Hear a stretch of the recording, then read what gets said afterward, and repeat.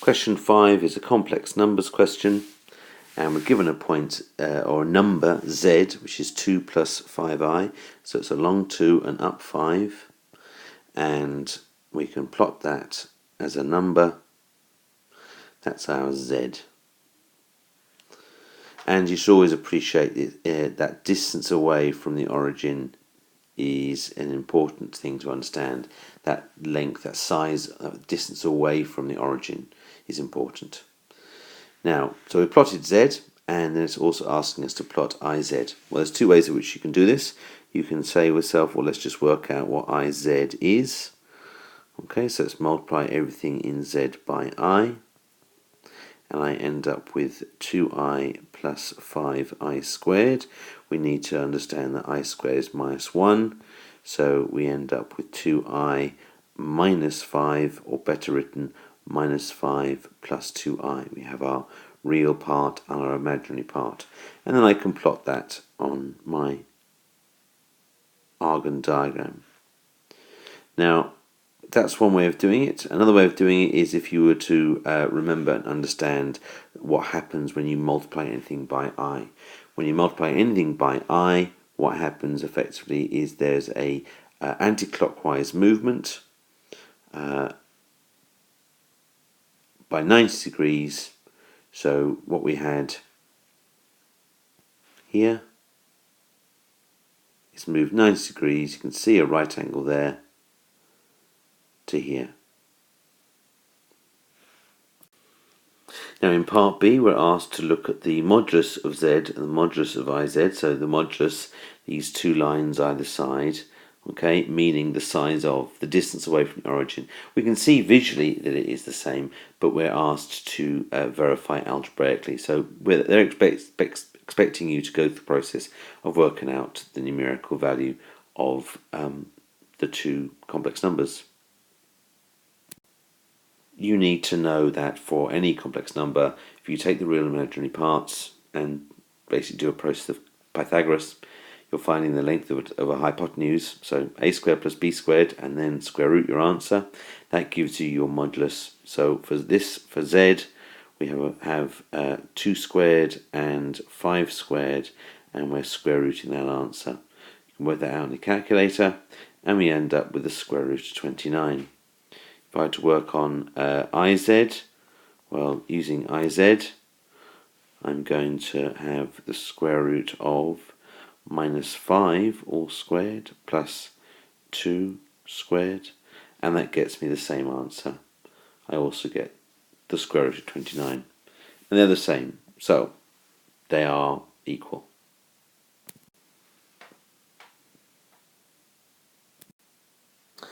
For the second part of part B, they're asking to give a reason why this would always be the case for, doesn't matter what what points we have.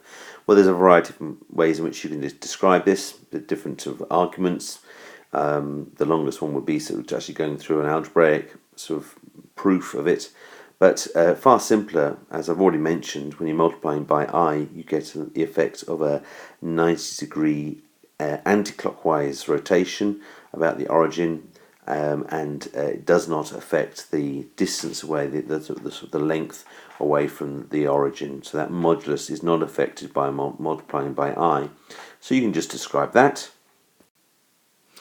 You could also take an alternative approach, and understanding that if you think about the real imaginary parts of z, they're 2 and 5. So when you square them and add them together and get the square root, that process, those numbers, 2 and 5, are effectively the same as, or the absolute size of the numbers are the same as the absolute size of the numbers of iz. So minus 5 has an absolute size the same as 5. So taking those same 2 numbers, in a sense, squaring them, and it's the process. The triangle, if you look at the triangle that's going on there, they are effectively congruent triangles. So you can argue it on that level. But I think just if you have a good understanding of the transformations that occur when various different operations occur to complex numbers, that will serve you very, very well in a lot of these questions. Moving on to part C. we're looking at an equation, z squared minus 4z plus 29, so it has a quadratic style to it, and we're asked to show that the z that they gave us right at the beginning, the 2 plus 5i, is a root. So there's a variety of different ways in which we can do this. The most obvious one, and it's a one that you should have almost as a default setting, is if you're given something and you're told it's got to do with an equation, substitute it in and show it. So here what I would be doing is I would be taking z squared minus 4z plus 29, and instead of that z I would actually be inserting my 2 plus 5i into the equation and seeing what happens.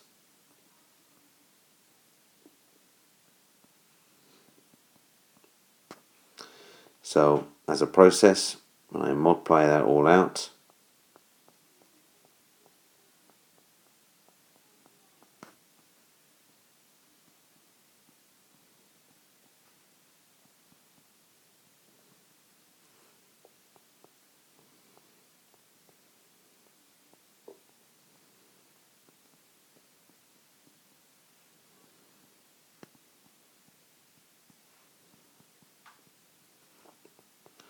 we find that the numbers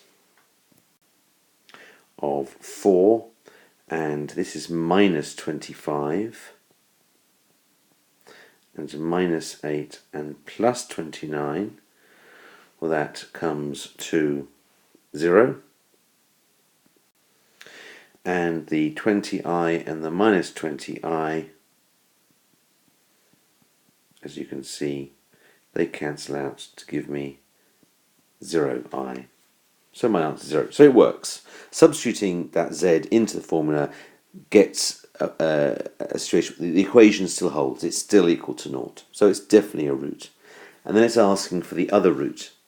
Now, if you understand certain things to do with quadratics, so there's a rule called the conjugate root theorem, and the basic premise of this is if you've got a complex, a quadratic equation which involves complex roots, where my coefficients are all just normal whole numbers, real numbers, then we are able to say, well, if we know one root, all we have to do is work out the conjugate of that root to find the other one. So we can say my other root is just going to be the conjugate of z, which is going to be 2 minus 5i. The conjugate, don't forget, you're basically whatever if you have something which is a plus bi, then the conjugate of that is going to be a minus bi. You're just changing the sign in between the real and imaginary parts. If it's positive, it becomes negative. If it had been negative, it would become positive. An alternative method to all of this is to use the minus b formula, because at the end of the day you've got a quadratic, whether it's got z's or x's doesn't make any difference. You've got a quadratic, you can use the minus b formula to work out the roots. So if I take my a as 1, my b as minus 4, and my c as 29, and when substituted into the minus b formula, as you can see here, we end up with a solution of positive 4 plus or minus the square root of minus 100 all over 2. And we should realise that one of the things in complex numbers is a square root of a negative, and by the way, the square root of 100 is 10, so the square root of minus 100 is going to be 10i. If you have a negative inside your square root, that's basically the imaginary part, so we have 4 plus or minus 10i all divided by 2, which gives us, when we divide that by 2, we get 2 plus or minus 5i. And you can see there we've got both our solutions. We've got both the original root z, 2 plus 5i, and we've got 2 minus 5i. In one process we've been able to both show that the solution for z is one of the solutions, and secondly we've also found the other root. Doesn't matter which way you go about this process. Okay.